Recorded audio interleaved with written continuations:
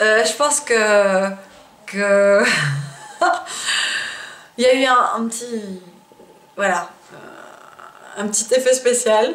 Voilà, voilà, ma soeur qui a débarqué pendant que je faisais ma vidéo, bah voilà, bah ça fait partie, comment il disait l'autre là, des aléas du direct. Donc voilà, les aléas du direct dans une maison, on ne peut plus normal, dans une famille, on ne peut plus normal, un jour, on ne peut plus normal, mais un petit peu spécial quand même, puisque c'est l'anniversaire de mon papa. Ça peut arriver, et donc voilà. Voilà, voilà. Je pense qu'on a une petite seconde et demie avec la tête de ma soeur complètement surprise d'arriver et de me trouver en train de faire ces vidéos sur les valeurs dose. Voilà, pour le rappeler, j'étais en train d'aborder la question des valeurs dose et je venais de définir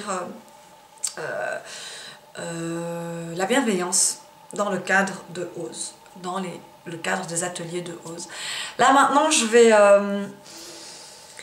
passer au respect.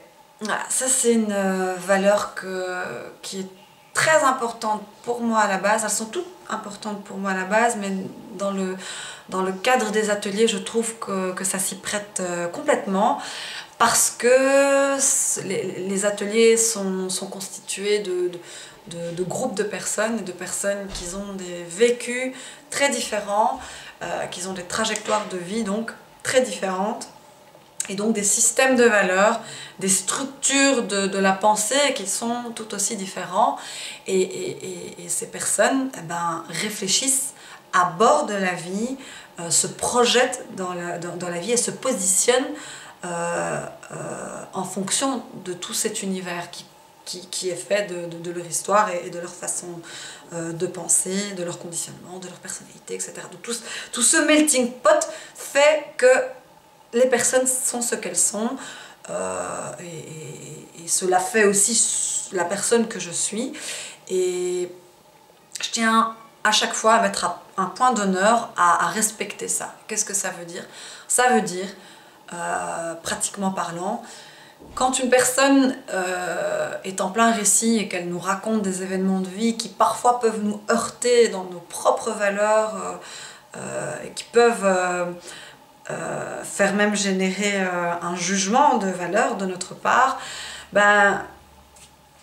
parler de non-jugement, c'est peut-être un petit peu plus difficile à ce niveau-ci, peut-être plus tard, les années à venir, dans un idéal ou pas, peut-être que ça se fera vraiment dans un futur proche, j'en sais rien, mais aujourd'hui, je ne demande pas aux personnes de ne pas juger, mais en tous les cas, je demande aux personnes de respecter, tout simplement en se disant que si nous pouvons, si 1, 2, 3, nous sommes heurtés suite au récit révélé d'une personne, simplement se dire que nous aussi, on peut aussi heurter, voilà, en racontant quelque chose qui s'est passé dans notre vie, une anecdote ou une façon de voir, de réfléchir et de ressentir. Voilà, peut-être que nous-mêmes, on peut heurter aussi, on peut choquer les personnes, l'assistance qui est présente.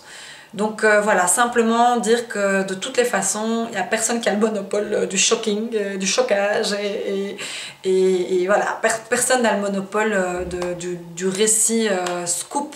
On a tous des événements qui, quand on les raconte enfin, dans notre bagage, dans notre vécu, on a tous des événements qui, quand on les raconte, peuvent heurter aussi la sensibilité des autres personnes.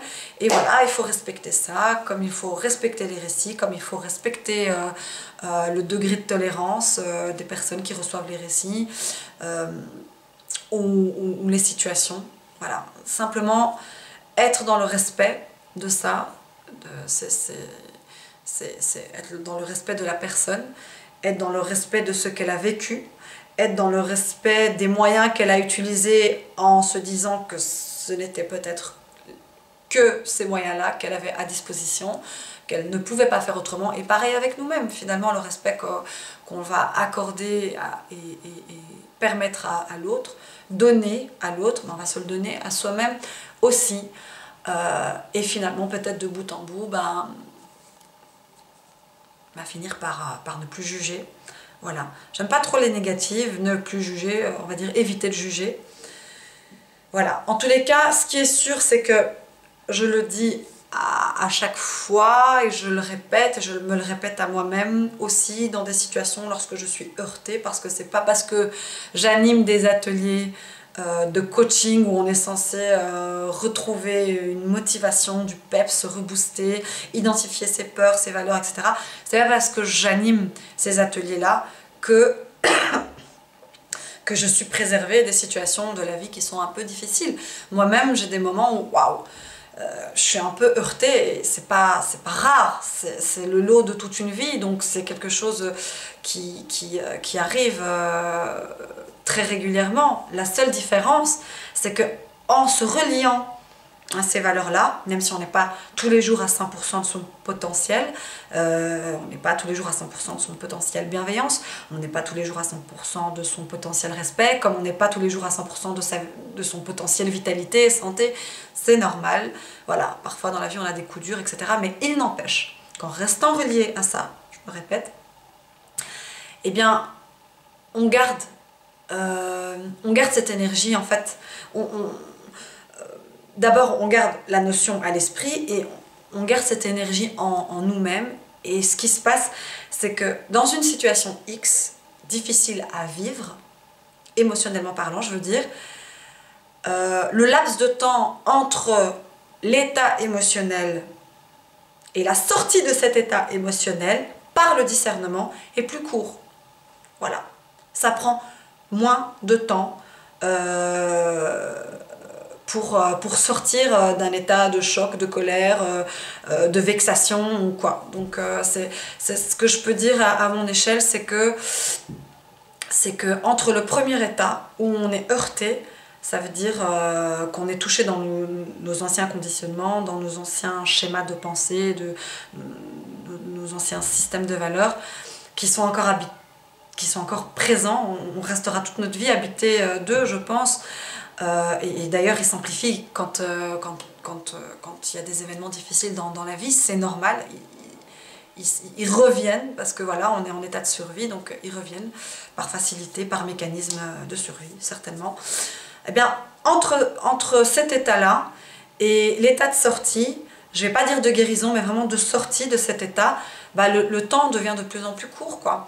Donc on rumine moins, on reste moins longtemps vexé parce qu'on se met plus facilement à la place de l'autre, on essaie de prendre les paroles de l'autre ou l'action de l'autre sur base d'une autre perspective, à partir d'un autre point de vue.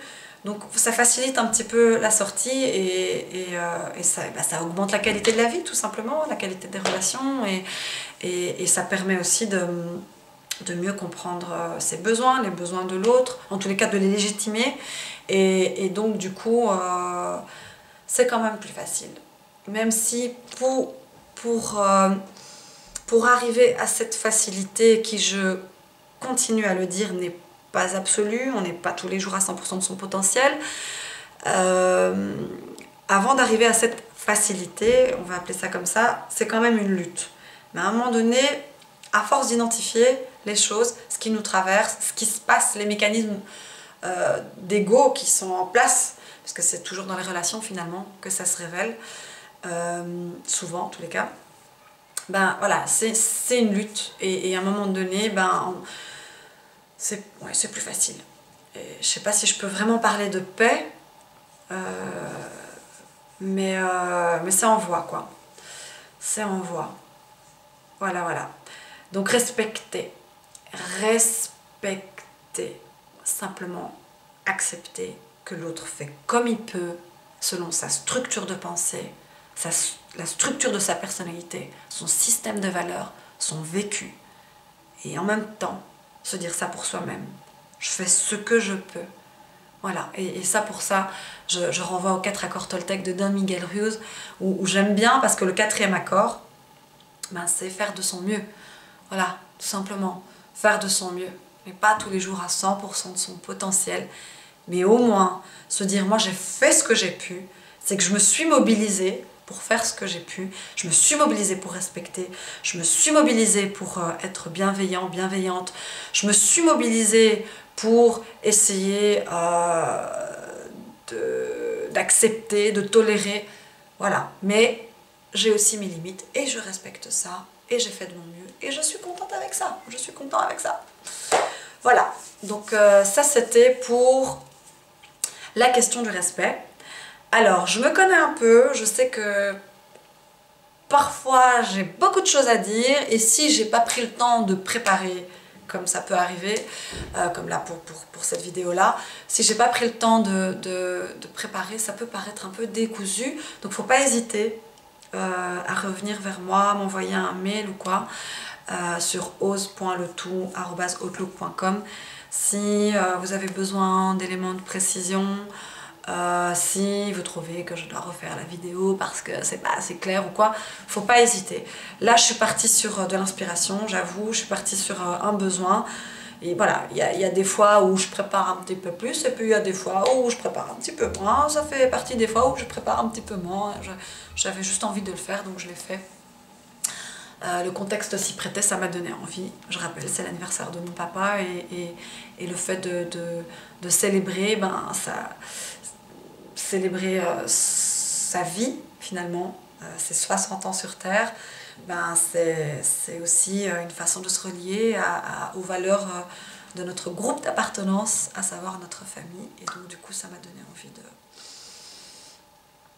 partager les valeurs qui pour moi sont importantes et qui me sont chères. Et voilà, je pense qu'effectivement j'ai grandi dans une famille où le respect c'est toujours relatif. Ce que je peux dire c'est qu'on s'est toujours respecté en tant que qui on est, quoi. Voilà. Voilà. En tout cas dans ma fratrie on s'accepte chacun tel qu'il est et ça je peux dire que du coup c'est je vais pas dire que c'est quelque chose de naturel, mais c'est sûr que c'est peut-être quelque chose avec lequel voilà, je suis alignée. Je vais pas dire que j'ai des facilités ou quoi, non. Je suis alignée, même si parfois je suis un peu moins. C'est normal, ça fait partie de la vie. Voilà. Et bien à tout de suite, à très vite pour une nouvelle valeur d'ose. Tchuss. Et il n'y a personne qui passe cette fois.